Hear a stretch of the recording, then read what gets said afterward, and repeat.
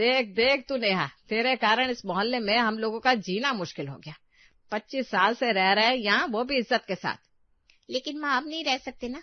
अरे भाभी के पापा ने तो हम लोगों को कहीं का नहीं छोड़ा। क्या हो गया माँ जी? क्या किया मेरे पापा ने? क्या किया? अरे साफ साफ कहा था नहीं चाहिए दहेज, फिर क्यों लेकर आए ट्रक भर के ये सारा सामान। नेहा हैरान रह जाती है कि आज तक तो सिर्फ दहेज क्यों नहीं दिया के ताने लड़कियां ससुराल में खाती आई है, लेकिन ये क्या, उसे तो दहेज क्यों दिया इसके लिए ताने सुनने पड़ रहे।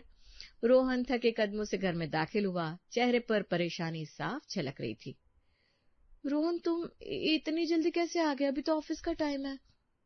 हाँ आ गया, तुम्हारे पापा की वजह से अब ऑफिस में भी इज्जत नहीं बची। क्या हुआ बेटा, बता तो सही।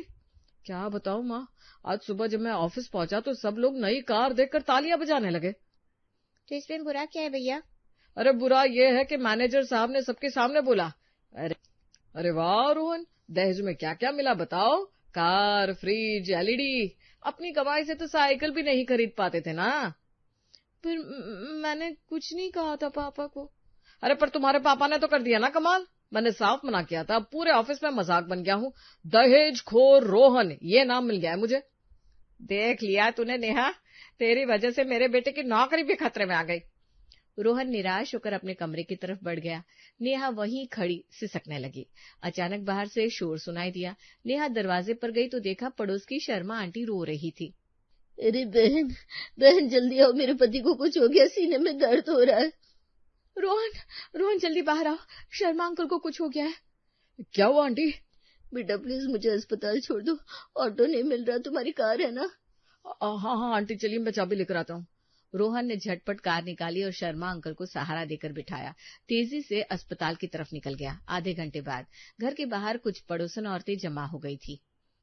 अरे भाभी जी, आपके बेटे ने तो कमाल कर दिया, शर्मा जी को वक्त पर अस्पताल पहुंचा दिया।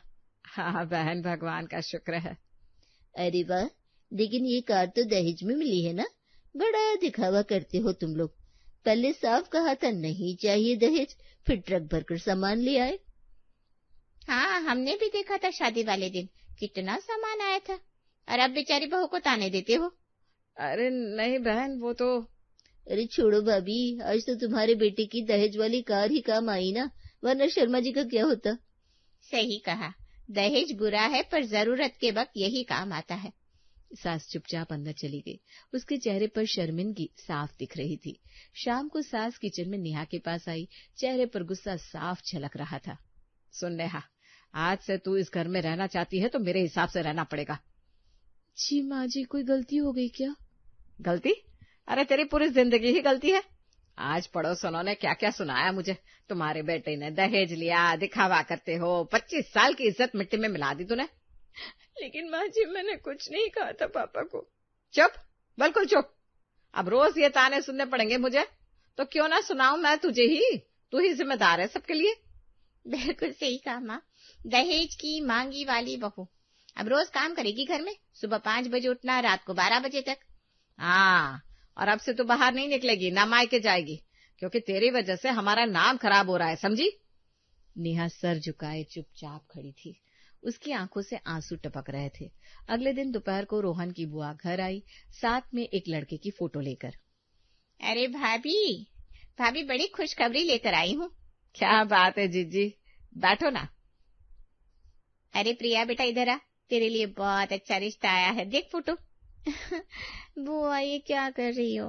अरे लड़का इंजीनियर है, विदेश में नौकरी करता है, महीने के 50,000 कमाता है। वाह जीजी, ये तो बहुत अच्छा रिश्ता है। लड़के वाले क्या कह रहे हैं? वो ना बस थोड़ा सा दहेज मांग रहे हैं। कितना? बस 5 लाख नकद, एक गाड़ी, फ्रिज, एसी, एलईडी और थोड़े गहने। क्या पागल हो गई हो क्या जीजी? इतना कहाँ से लाएंगे हम? अरे वाह भाभी, जब नेहा के घर से ट्रक भरकर सामान आया था तब तो तुमने खुशी खुशी ले लिया। अब अपनी बेटी के लिए देना पड़ रहा है तो नखरे दिखा रही हो। लेकिन बुआ वो तो क्या, चोर की दाढ़ी में तिनका। खुद ने दहेज लिया वो अच्छा, और दूसरों को देना बुरा। वाह रे वाह। नहीं जीजी, बात ऐसी नहीं है। हमने तो साफ मना किया था, नेहा के पापा ही जबरदस्ती ले आए। जबरदस्ती? और तुम लोगों ने मुंह बंद करके देख लिया, कार चलाई, टीवी देखा, एसी में बैठे। लेकिन अब जब खुद की बारी आई तो धर्म याद आ गया। छोड़ो भाभी, वो दहेज लेने में शर्म नहीं आई, अब देने में आ रही है। अब समझ में आया ना बेचारी नेहा को क्यों ताने देते रहते हो। अपनी औकात दिख गई ना। चलो मैं चलती हूँ, किसी और का रिश्ता देखती हूँ। बुआ गुस्से में घर से निकल गई। सास और ननद शर्मिंदा होकर एक दूसरे का मुंह देखने लगी। बुआ के जाते ही सास का गुस्सा फट। वो तेज कदमों से किचन की तरफ बढ़ी। नेहा, ओ नेहा, इधर आ बाहर। जी माँ जी। तेरी वजह से आज इनकी बहन ने मुझे क्या क्या सुना दिया। तूने मेरी इज्जत उतार दी। हाँ भाभी, आपके पापा को क्या जरूरत थी इतना सामान भेजने की। अब हमारे घर वालों को चोर बोल रहे हैं लोग। दहेज की भूखी, तेरी वजह से ना मेरी बेटी की शादी भी नहीं होगी। सब कहेंगे ये लोग दहेज लेते हैं। अब कौन रिश्ता देगा हमें। माँ जी मैंने कुछ नहीं किया, मैंने तो पापा को मना भी किया था। चुप, बिल्कुल चुप।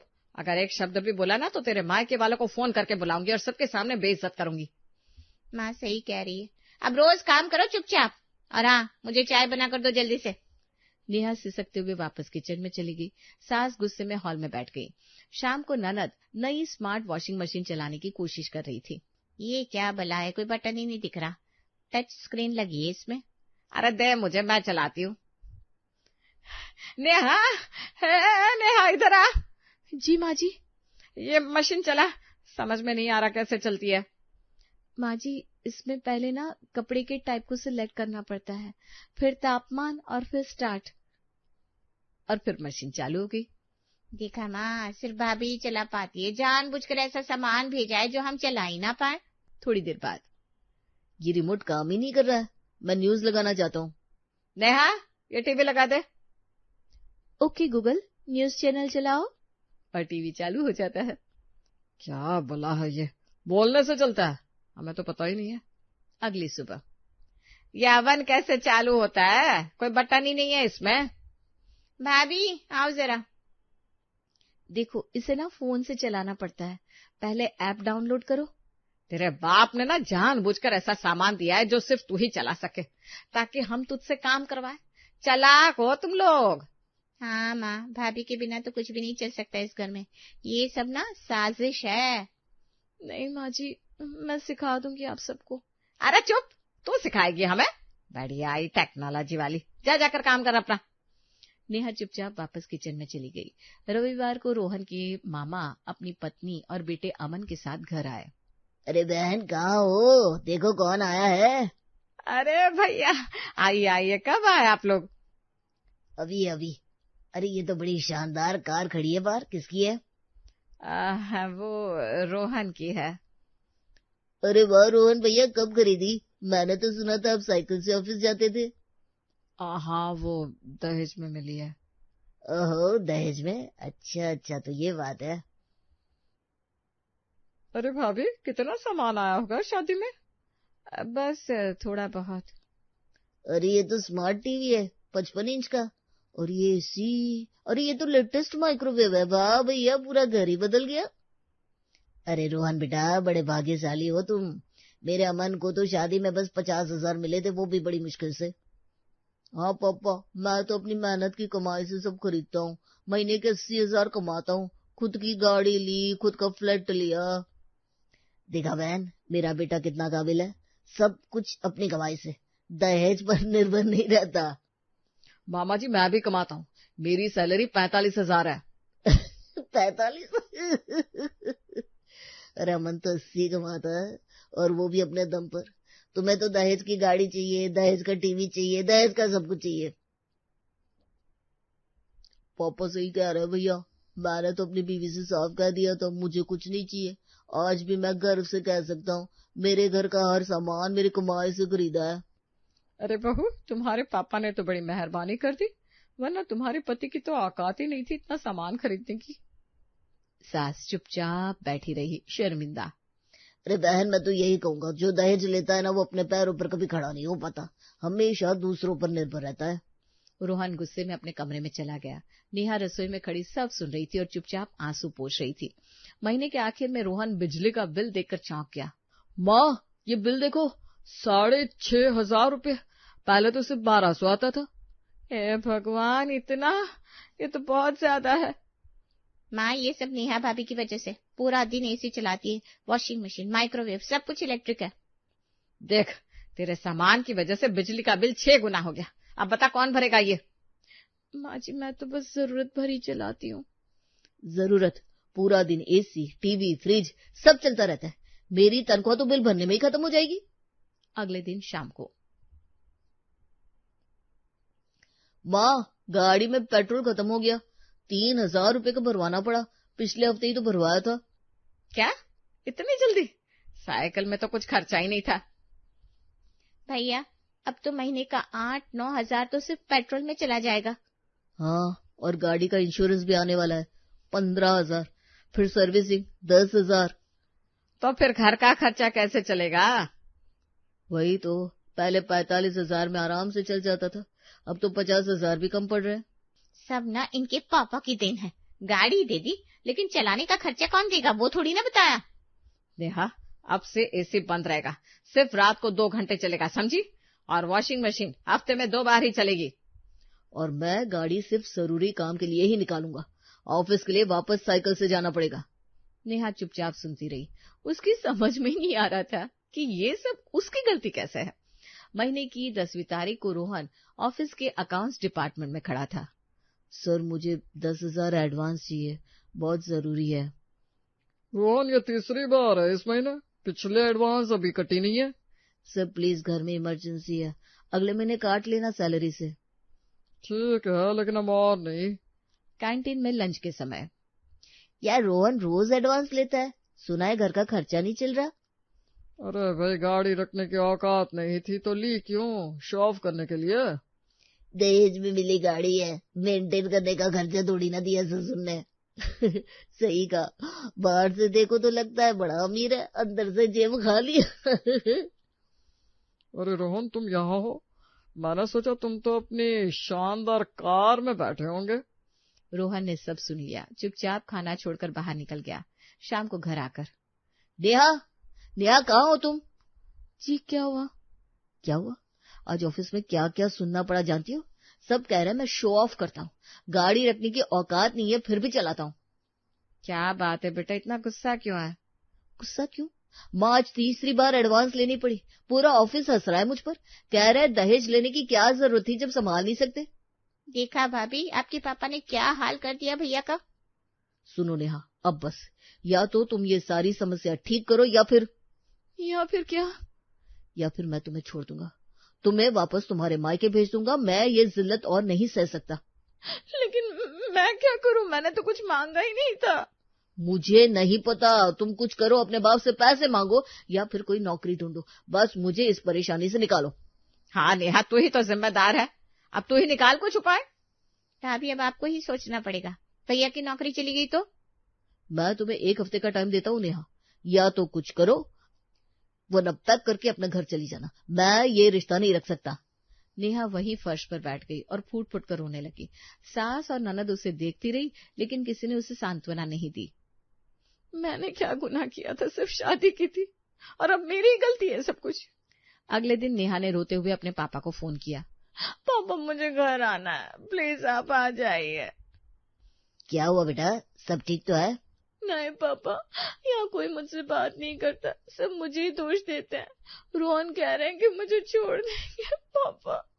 ये कहते हुए नेहा ने पिता को सारी बात बता दी और उनसे ही कुछ करने के लिए कहा। क्या? ठीक है बेटा, मैं अभी आता हूँ। 2 घंटे बाद नेहा के पापा एक बड़ा लाउडस्पीकर लेकर रोहन के मोहल्ले में पहुंचे। उन्होंने सीधे गली के बीच में लाउडस्पीकर लगाया। सुनो सुनो सब लोग, मैं नेहा का बाप बोल रहा हूँ, आप सब लोगों को बता दूं। पूरे मोहल्ले के लोग खिड़कियां और दरवाजों पर आ गए। रोहन और उनके घर वालों ने कभी दहेज नहीं मांगा था, मैंने जबरदस्ती दिया है। साफ साफ मना किया था इन लोगों ने, लेकिन मैंने अपनी बेटी की खुशी के लिए सामान भेजा। अरे वाह, तो इन लोगों की कोई गलती नहीं थी? नहीं, बिल्कुल नहीं, ये लोग तो बहुत इज्जतदार है। मैंने जबरदस्ती गाड़ी दी, टीवी दिया, सब कुछ दिया, इन लोगों ने तो मना किया था। सुना तुमने, सबके सामने बोल रहा है। हाँ माँ, अब तो सब लोग जान जाएंगे कि हम लोगों ने कुछ नहीं मांगा था। थैंक गॉड, अब तो ऑफिस वालों को भी पता चल जाएगा। बाहर भीड़ इकट्ठा हो गई। अरे भाई कोई गलतफहमी हो गई थी, रोहन तो बेचारा दहेज के खिलाफ था। हाँ, और अगर किसी को शक है तो आकर पूछ लो मुझसे, मैंने जबरदस्ती दिया था। ये परिवार बहुत अच्छा है। सास मुस्कुराते हुए बाहर निकली। लेकिन लेकिन लेकिन लेकिन कुछ दिन बीते, मोहल्ले में बातें शांत तो हो गई, पर ताने। दहेज लिया तो लिया, सफाई देने की क्या जरूरत थी? अब बोलते हैं नहीं मांगा था, पर लिया तो सब कुछ। सास चुपचाप सब्जी का झोला लेकर निकल जाती है, लेकिन अब सास समझ चुकी थी कि उसे क्या करना है। नेहा माफ कर दो हमें, हम सब ने तुम्हें बहुत गलत समझा। बहू, हमने लोगों की बातों में आकर तेरे साथ अन्याय किया। हमें तो तेरे साथ खड़ा होना चाहिए था। तेरे पापा ने जो किया वो कोई नहीं कर सकता, लेकिन बावजूद ये मोहल्ले वाले ना। हाँ नेहा, वैसे गलती किसी की नहीं। लोग जो कहते हैं वो तो कहते ही रहेंगे। अगर हम हर बात को सुनेंगे तो जिंदगी कैसे जी पाएंगे, ये हमें ही समझना चाहिए। हाँ भाभी, सही कहती हो। हमने इज्जत का मतलब दूसरों की राय से जोड़ा, जबकि असली इज्जत तो अपने कर्मों में होती है। नेहा मुस्कुरा दी। बाहर किसी पड़ोसी ने फिर ताना मारा। अरे दहेज की गाड़ तो अभी भी घर में है। रोहन दरवाजे तक गया, मुस्कुराकर बोला, हाँ वही जिसने आपके पति की जान बचाई थी, नहीं तो। अब मोहल्ले की आवाजें थम गई। उस दिन पहली बार नेहा ने चैन की सांस ली और कान को हाथ से पकड़ा। दहेज देना बिल्कुल जरूरी नहीं है। जरूरी नहीं कि प्रथा है तो पालन करना ही है। अब शादी बराबरी में ही होती है, ना कि दहेज के लालचियों से।